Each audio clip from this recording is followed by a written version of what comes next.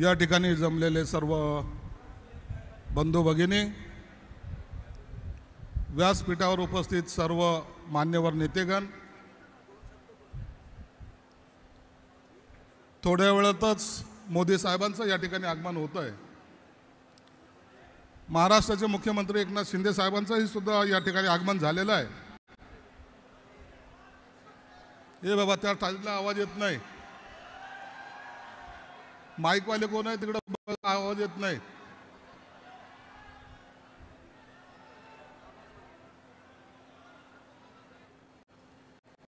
महायुतीच्या या सभेला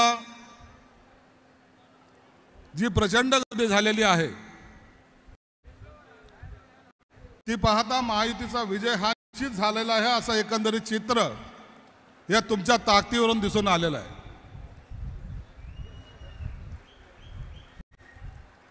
त्या ओवैसीला एकच सांगायचं आहे, 15 मिनट अभी बाकी है, मोदी साहब यहां आ रहे हैं, अब बेटा देख तेरा भी हाल क्या होगा।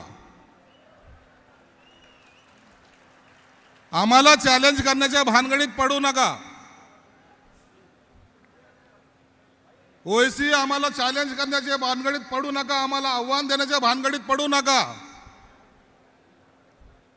जे स्वतःला हिंदुत्ववादी म्हणत होते त्यांच्या मांडीवर तुम्ही जाऊन बसलात, त्यांना तुम्ही चॅलेंज करा। जो आम्हाला नारा दिलेला आहे,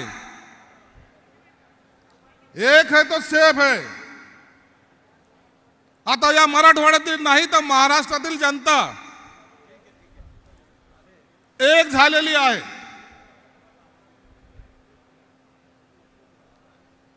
बटेंगे तो कटेंगे नहीं, ना हम अभी बटेंगे ना कटेंगे। हमारी ताकत जो है इस महाराष्ट्र में दिखाएंगे और ये भगवा झंडा हमेशा लहराते रहेगा। ही चॅलेंज आपण इतरांना दिलं पाहिजे। या शहरातल्या मतदारसंघात पहा, अतुलजीच्या विरोधात एमआयएमचा उमेदवार, प्रदीप जयस्वालच्या विरोधात एमआयएमचा उमेदवार, माझ्या विरोधात सुद्धा एमआयएमचा उमेदवार, ज्यांची सभा आज आहे त्या सभेवर, ज्यांची संध्याकाळी सभा आहे, त्यांना माझं एक आव्हान आहे, तुम्ही त्या सभेमध्ये एकदा म्हणा, जी शिवसेना प्रमुखाची गर्जना होती, जे शिवसेना प्रमुख म्हणत होते, जमलेल्या माझ्या तमाम हिंदू बांधवांनो आणि भगिनींनो, हा आवाज आम्हाला संध्याकाळच्या सभेमध्ये पाहिजे।